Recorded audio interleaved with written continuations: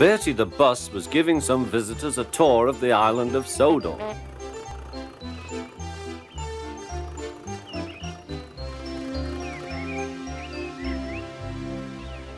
It was their last afternoon, and Edward was preparing to take them to meet Bill and Ben.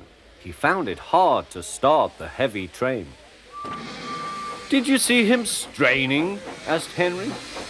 "Positively painful," remarked James. "Just pathetic," grunted Gordon. "He should give up and be preserved before it's too late." "Shut up," burst out Duck. "You're all jealous. Edward's better than any of you." "You're right, Duck," said Boko. "Edward's old, but he'll surprise us all." "I've done it, we're off! I've done it, we're off!" said Edward as he finally puffed out of the station.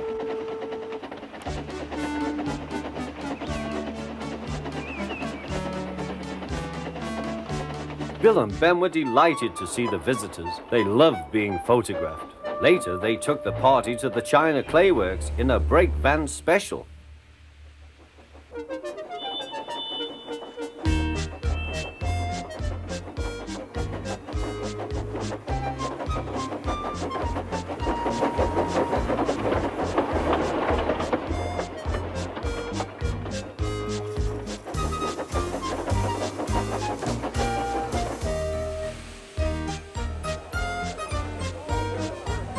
Everyone had a splendid time, and the visitors were most impressed.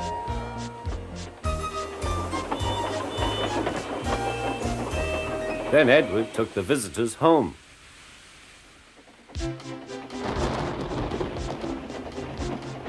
On the way, the weather changed.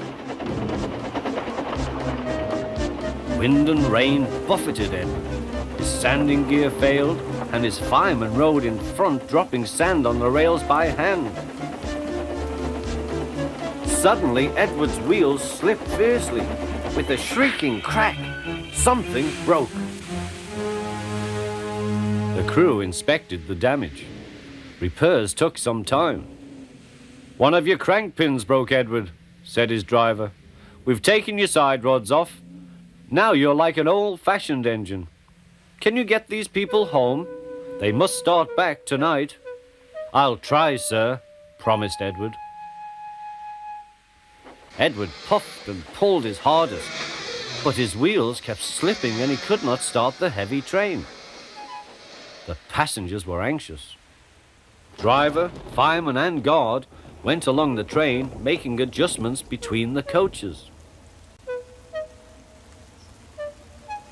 "We've loosened the couplings, Edward. Now you can pick your coaches up one by one, just as you do with trucks." "That will be much easier," said Edward. "Come on," he puffed, and moved cautiously forward. The first coach moving helped to start the second, and the second helped the third.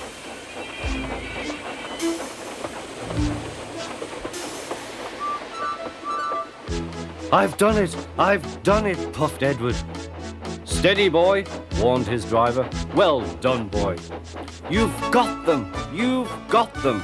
And he listened happily to Edward's steady beat as he forged slowly but surely ahead. At last, battered, weary, but unbeaten, Edward steamed in.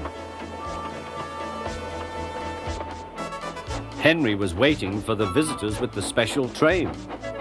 "Peep, peep!" The fat controller angrily pointed to the clock, but excited passengers cheered and thanked Edward, his driver and fireman. Duck and Boko saw to it that Edward was left in peace. Gordon and James remained respectfully silent.